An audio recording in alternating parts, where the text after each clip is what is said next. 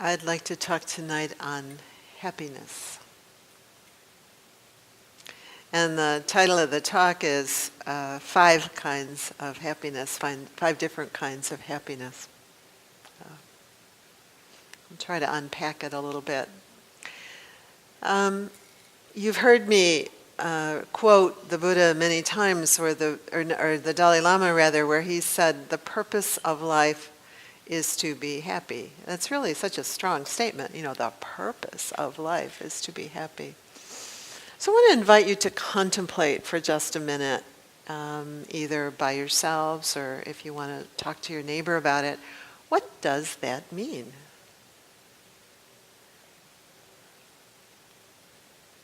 What does it mean to be happy? What is happiness anyway?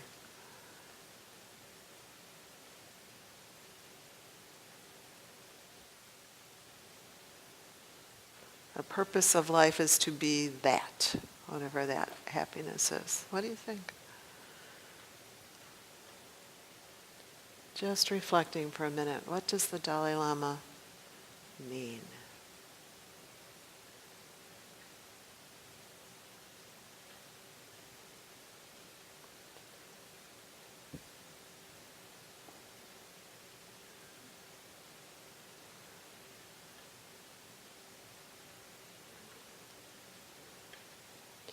What is happiness?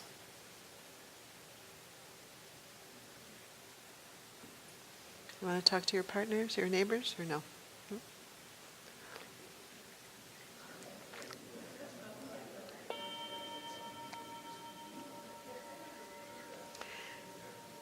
Clearly, I have not given you enough time for that.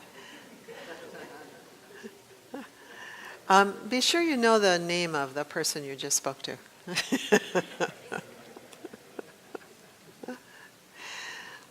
Anyone want to offer anything? What does the Dalai Lama mean? The purpose of life? What is happiness? What is it?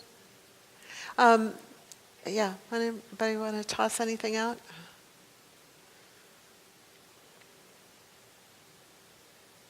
Yes.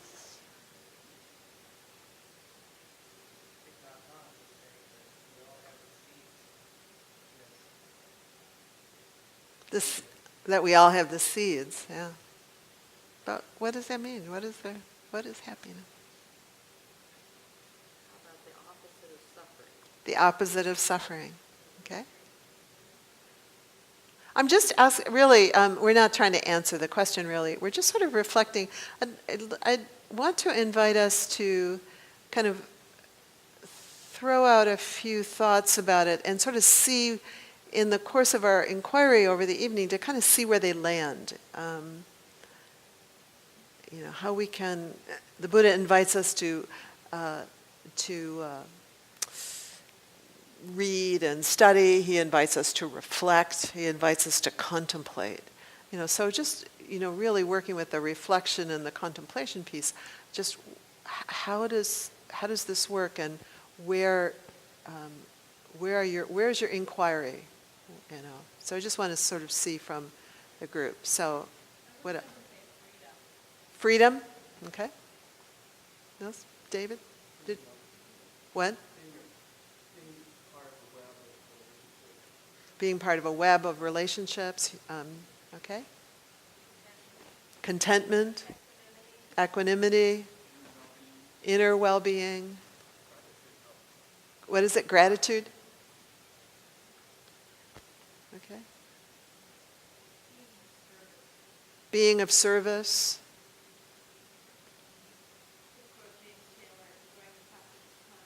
What? Enjoying, James Taylor and Julie Converser enjoying the passage of time. Both of you together doing that. Okay.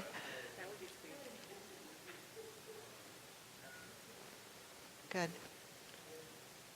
What I'd invite you to do is a couple of things as you kind of engage with the talk tonight. One is to kind of take whatever your sense is of happiness at the moment and sort of see if it fits anywhere. Maybe it will, maybe it won't. certainly not going to be exhaustive in discussing happiness in the next 34 minutes. But to see if it fits anywhere. So that's one thing. And the other is to reflect as I kind of go through what I'm calling 5 kinds of happiness, which is sort of an absurd title, isn't it? 5. They're only 5. They're only 5. But to kind of see, as you reflect for yourself, where is there an interesting inquiry for you? And I did it a little bit in the meditation. Where is it puzzling or harder, or either harder because sometimes people will say, I can't even feel my body, much less find any happiness there, or whenever I think about so and so or such and such a thing happening in the world, I just get so mad that I can't be happy, or something like that. So it's difficult either because I don't find any happiness there, or it could be difficult because I find so much apparent happiness there that I can't go anywhere else. I can't think about, I can't explore anything else. So just look to see, where is your own inquiry? Where's your own, if you will, kind of leading edge on it? And don't imagine that it's, sort of like as I go along, it's like, well, it's one of the higher states. Because it may not be. That sometimes we are actually quite good at some of the higher states, I'll talk about that, of happiness, and actually not so good in ways that cause us real problems in some of the kind of more mundane places of happiness. So really invite you to kind of just sort of cook with it a little bit, and for each of you as you leave tonight, to have kind of a different little piece that you will take home and reflect on a little bit more.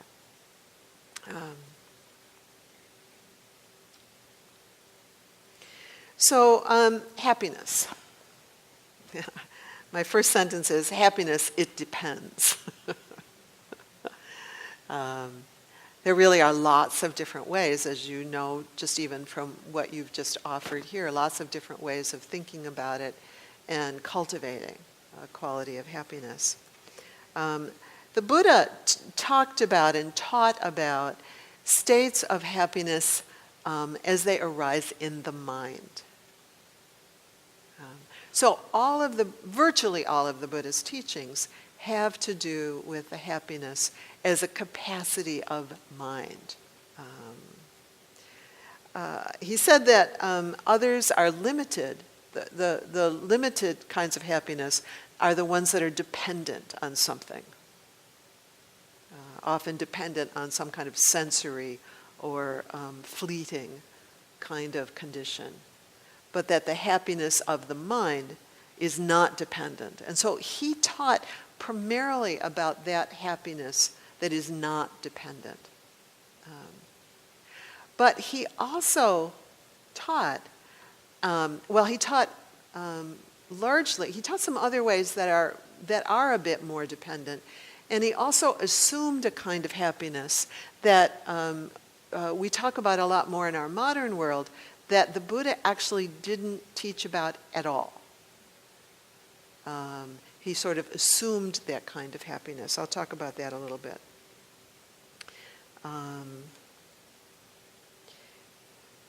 Sometimes when I hear teachers speak about the Buddha's ultimate teachings, the ultimate happiness, the happiness that is not dependent on conditions, they can seem to denigrate the lesser kinds of happiness.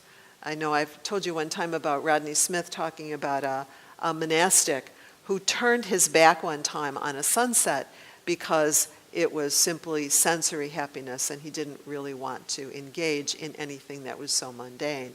Rodney's comment was that there were some things he didn't understand very well.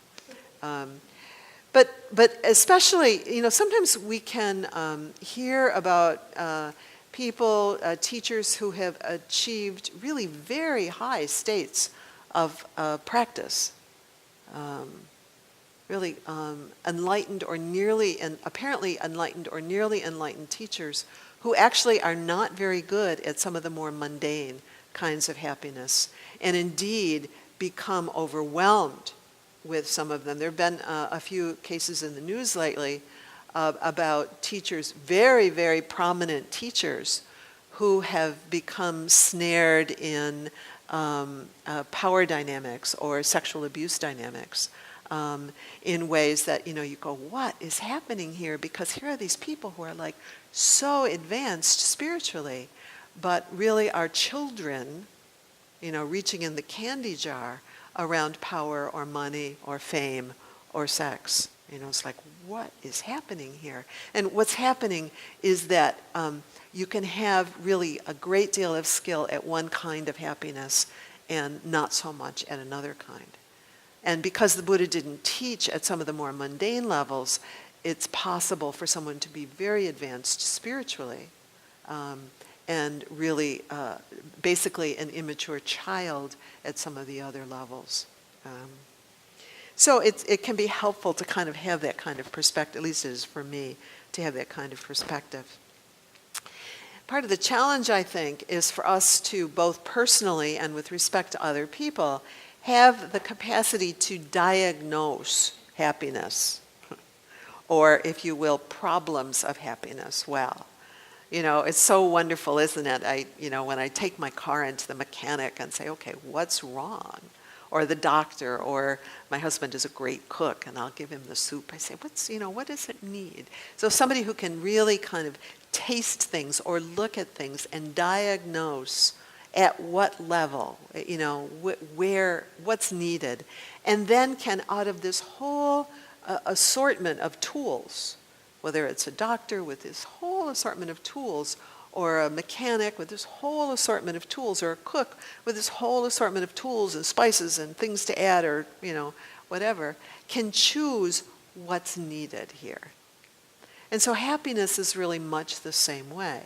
The challenge for us is to be able to diagnose at what level, if you will, our problem, if we want to think of it that way, resides, so that we can see where there's some inquiry that might be useful. And in that sense, it doesn't really matter. If you take it into the mechanic, it doesn't really matter whether it's, I don't know enough about mechanics to be able to give you examples, whether it's this thing or that thing, whether it's something minor or something major in that sense. What matters is whether or not someone can actually diagnose it correctly. And it's not a fault or a problem if it's some sort of really basic fundamental issue. The important thing is being able to see it clearly and work with that well. So the first level of happiness that we walked through it a little bit in the guided meditation is the ordinary level, and the Buddha didn't talk about this so much other than to point out its limitations, is the ordinary level of sensory pleasure, sensory delight. The sights and sounds and tastes, sensations, that bring us into balance. The goodness, if you will, the goodness of a good bowl of soup that brings us into balance, that allows our body to function well. Just those ordinary goodnesses. So the first level is really that level. And it's really most of what our modern world speaks about. I picked up this book in Barnes & Noble when I was shopping at Christmas time, and I couldn't resist because it's like The Secret of Happiness. Yes, Secret of Happiness. Knowing in my cynical little mind that it really wasn't going to say much, and sure enough, it didn't. First of all, if you look at the people on the cover, they are all deliriously happy. You're just like, oh, they're just grinning and they're laughing and they're just having the most fun time, and it's so wonderful. And the pursuit of happiness is not as hard as you may think. That's one of the topics. And even there's a little teensy bit about the Buddha and mindfulness. But even there, basically, they're basically talking about mindfulness as a way to the kind of happiness that you get if you eat a good bowl of soup, which is actually not a problem unless you imagine that that's all there is. And most of our popular literature really does kind of imagine that's all there is. Let me find it. I found a couple other things here. This was in my newspaper one Sunday morning. It's a Target ad. I don't know if you can see it, but the headline is "Tech Brings Joy." So unless you kind of imagine that it's really, much of what this kind of a narrative is actually inflating that kind of happiness beyond what it really can do. And so if you really buy it, I don't suppose anybody, I suppose people do, don't they?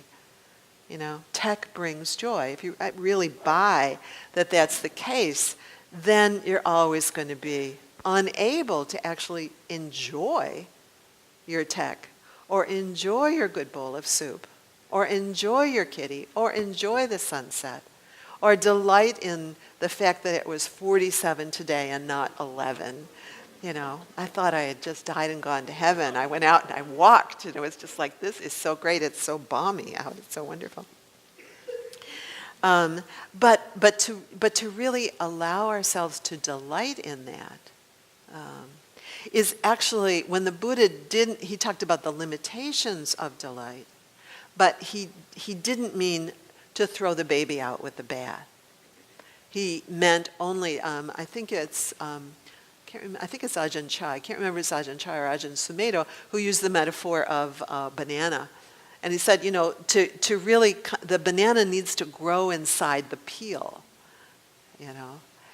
It needs to develop. It needs that kind of support in order to grow well. But you don't eat the peel. When it has grown well, then you can let that go and go on to what's more internal. And the Buddha tended not to talk about the banana peel.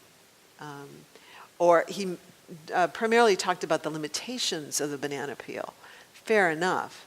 But we can misunderstand the teachings and imagine that therefore there's something defective or deficient about that kind of happiness, which there isn't.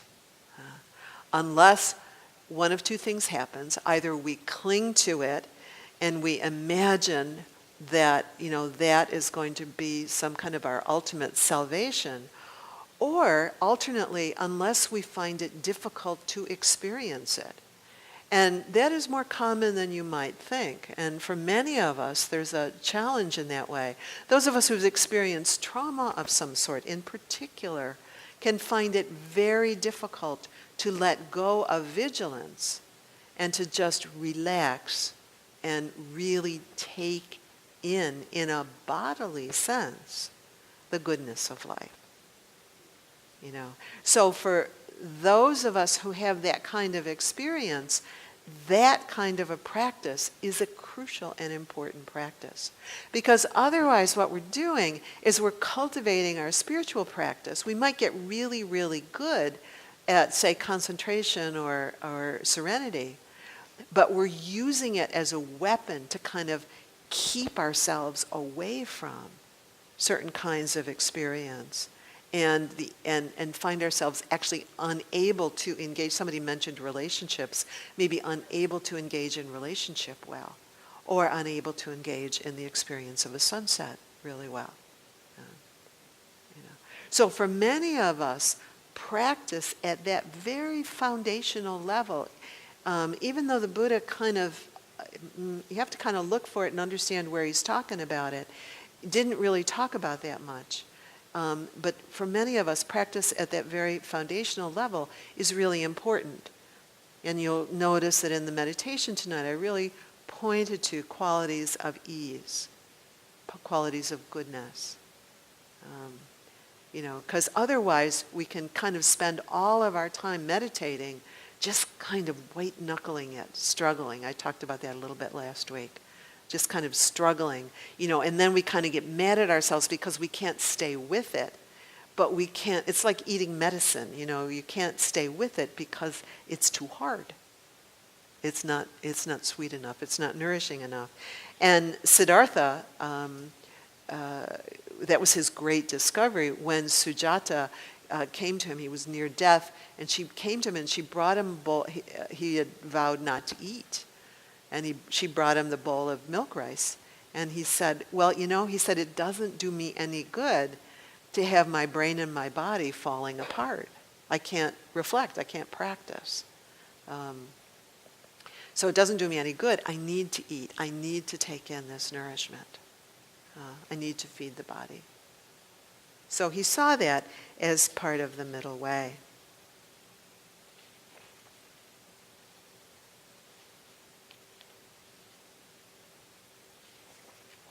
The second kind of happiness is what Ayakima calls the bliss of blamelessness or morality. And some of you mentioned that as we were going around earlier.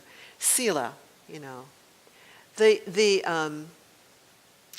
the happiness that comes from, if you will, behaving well and living well in a way that is consistent with our deepest knowledge about how we are to be.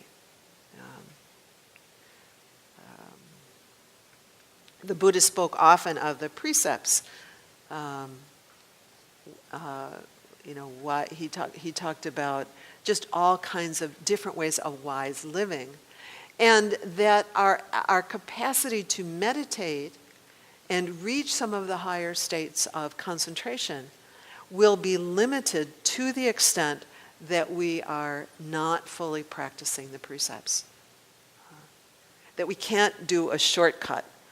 We can't bounce over them. We can't engage in improper speech or improper action and expect to be happy. It's part of the Buddha's teaching. Those of you who have been around for a while have heard me many times. I used the old example now. Some of you won't even have seen it, but when The Sopranos was on, it just used to crack me up that Tony Soprano was trying to be happy. He's in therapy. He's, working with a therapist, and he's trying to be happy when he is violating in massive ways every single one of the precepts. He's murdering people, and he's, engaging in sexual misconduct, and he's cheating people, and he's, doing all kinds of really inappropriate things, and then he thinks he can be happy. And even for that matter, I only watched the program for a few times because I was like, I don't think so. And but I think that was sort of part of the deal. Like the program was sort of presenting it like maybe that's possible. You can go to therapy. These therapists who can work in miracles and can help somebody violate fundamental laws of human nature, and still make it work. So, what Ayakima again calls the bliss of blamelessness. And I read to you last week the quote from the Buddha where he's teaching his son, and he said, you need to reflect before you do something. Is this for my affliction or the affliction of others? You need to reflect while you're doing something. Is this causing affliction to me or affliction to others? Is this action of my speech, or my action, this behavior, causing affliction to myself or others? And after I've done something, is this mental action, speech action, action, causing affliction?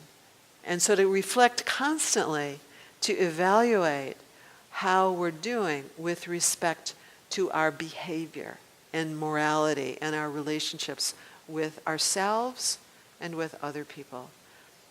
Laura spoke earlier about self-compassion, and that's bringing some of these precepts to bear with kindness and care for ourselves. along with others. You know. Ajahn Chah says, if we were to dye a piece of cloth, we'd have to wash it first. But most people don't do that. Without looking at the cloth, they dip it into the dye right away. If the cloth is dirty, dyeing it makes it come out even worse than before.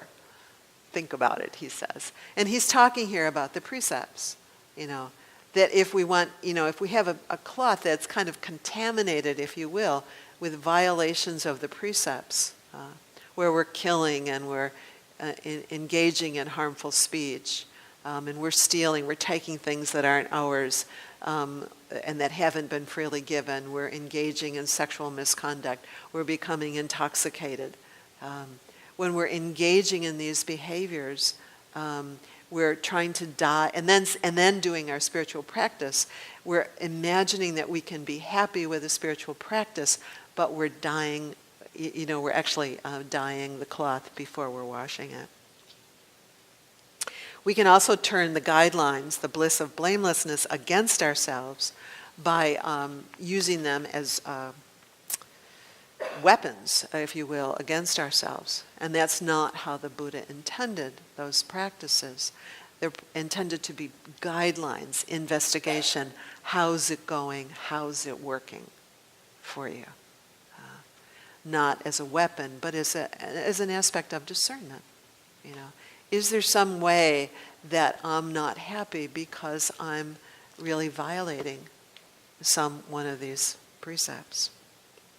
One that's another level, another kind of happiness is the happiness of cultivating mind states that are free of greed and hatred and delusion.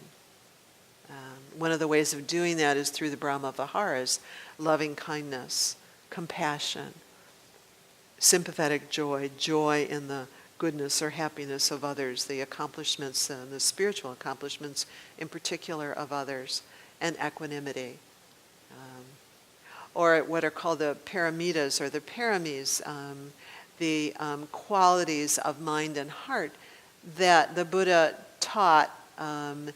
The paramis themselves, the Buddha didn't ever kind of organize them himself into the 10 paramis that we have now, but he taught very specifically about those qualities of generosity and virtue and renunciation or letting go, wisdom, energy, patience, truthfulness, determination, kindness, equanimity. You'll hear that some of those overlap with the 4 Brahma Viharas.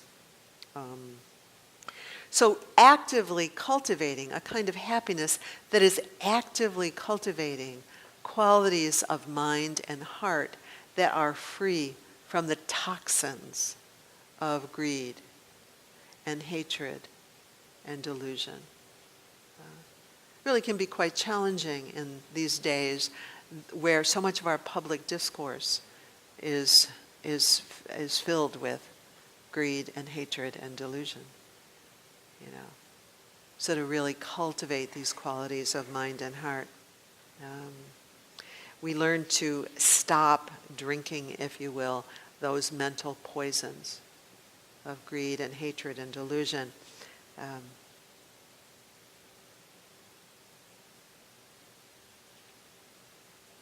Alice in Wonderland, you've heard me say this quote before. She said, if you continue, as she was going through and looking at all the little bottles, she said, poison.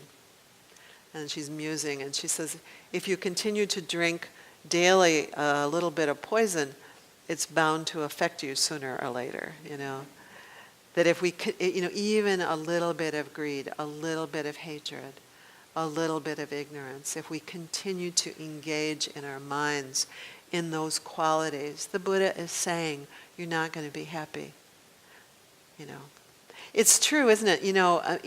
When I was working as a therapist, I used to remind people that even a murderer thinks that will be a good thing, that quality of hatred will lead to some kind of good outcome.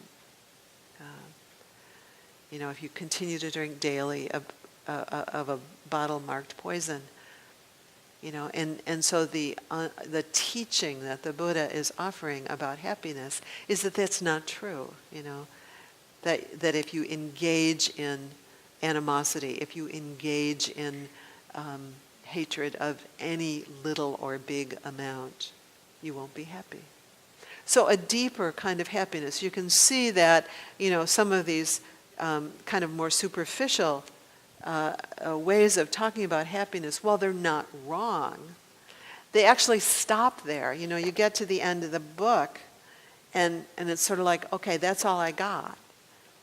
But so far, we're actually on two levels that are deeper than those layers.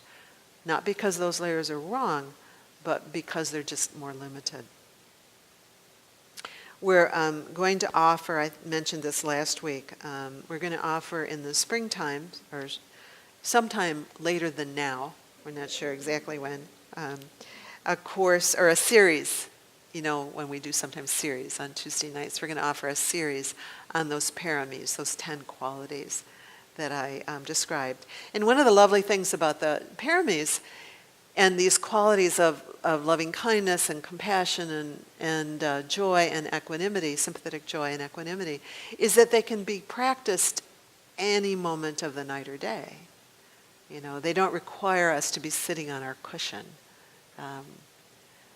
So they're very practical qualities of mind and heart that we can cultivate and that will allow us to kind of settle into deeper and deeper qualities of happiness.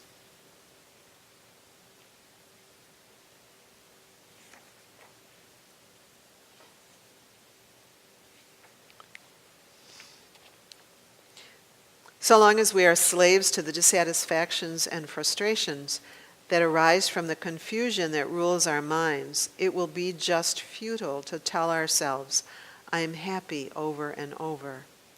The search for happiness is not about looking at life through rose-colored glasses or blinding oneself to the pain and imperfection of the world. Nor is happiness a state of exaltation to be perpetuated at all costs. It is the purging of mental toxins, such as hatred and obsession, that literally poison the mind. It is also about learning how to put things in perspective and reduce the gap between appearances and reality. And that's a quote from Matthew Ricard in his book entitled Happiness. Again, reading that book, it's important to know that Matthew is talking about a particular quality of happiness, so that otherwise we can kind of overlook some of the more basic kinds and think that they really aren't important. The fourth kind of happiness I referred also to in the meditation is the happiness of concentration. What did Ayakima, I think she talks about it as a mind that doesn't turn to jello every time, when something difficult happens. That we have a mind that can actually be stable and settled. And in the meditation, in the guidance, I told you about the Buddha's metaphors that show up, where he talks about either the post, a bridge that's across a raging stream, and that there's a post in the middle of the stream that holds that bridge up, and concentration, and samadhi, and tranquility, the capacity to kind of put our minds someplace and have them stay there, is a kind of happiness. Or another metaphor that he uses is a post by the ocean. Thanissaro speaks of that. He has an essay entitled A Post by the Ocean. And he speaks about, this idea of this sort of deeply settled post that's at the edge of the ocean. And so the hurricanes come, but the post is unfazed by it. I spent some time down at the Outer Banks and Jeanette's Pier that has been destroyed any number of times by hurricanes. They put in like these concrete posts, so that even those because they're fabricated, are limited. But the Buddha is inviting us to cultivate qualities of concentration that enable us to be stable no matter what. Here's one of the qualities that I was referring to earlier, that sometimes we know teachers who have profound capacities for concentration, but when it comes to somebody who challenges their authority, or a very pretty girl, or a lot of money, really kind of lose their balance, so that they haven't really kind of cultivated some of the more basic kinds of happiness, the more basic kinds of balance.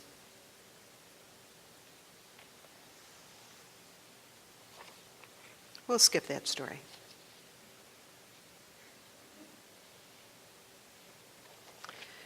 When the concentration has been constant, this is ayakima, has been constant for some time, the mind becomes very quiet, and so does the body. Every single moment of concentration is a moment of purification. The defilements that beset us, causing our unhappiness and difficulties, are momentarily laid aside. The more often we lay them aside, the less habitual they become. The more often we can concentrate, the more often we are without them. Having a pure, bright mind then becomes our second nature.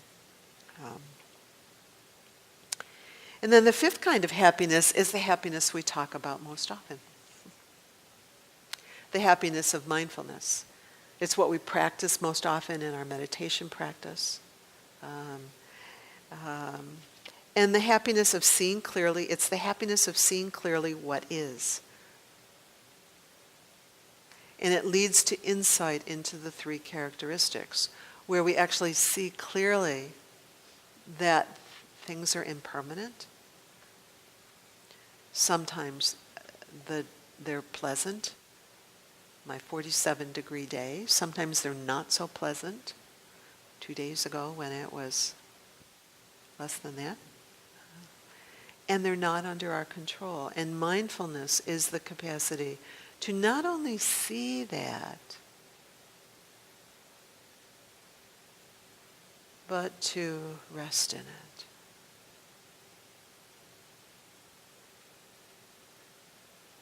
To really be able to live in the fluidity and the process of life without needing it to be some particular way.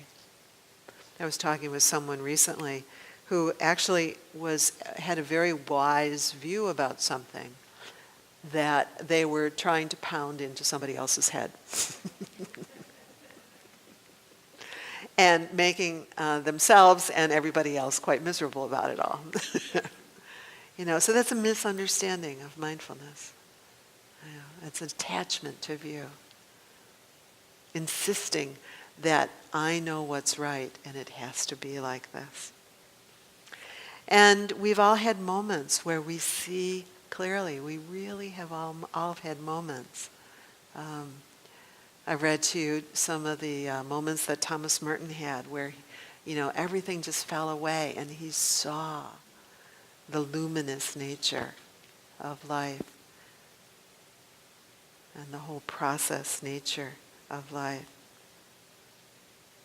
I read to you a little bit last week of Father Gregory Boyle, who is incredibly inspiring in the same way, where he can see people's glorious beauty. This is a man who's working with some of the worst gangs in the world. He has buried 220 people, who has the most incredible quality of presence and listening and happiness and delight in his work. If you haven't read his books, they're great bedtime reading. They're awesome.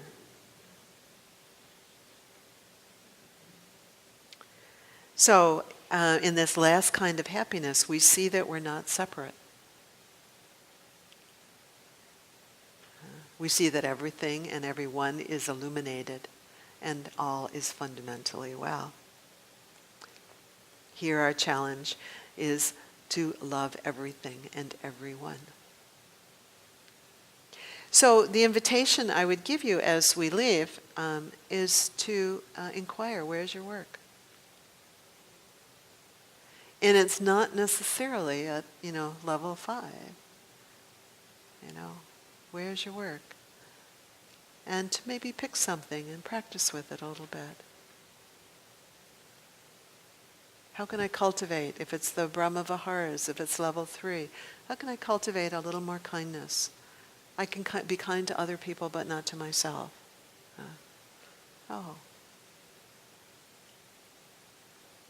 If it's at level 2, my speech, my speech isn't so hot. Or what I listen to, what I read, is really a poison. Maybe I need to change that a little bit. So look to see.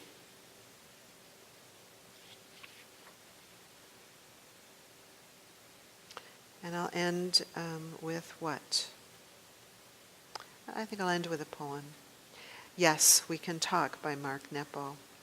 Having loved enough and lost enough, I am no longer searching, just opening.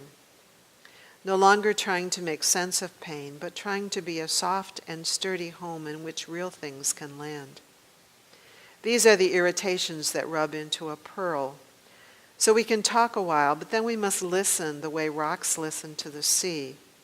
And what can churn at all that goes wrong.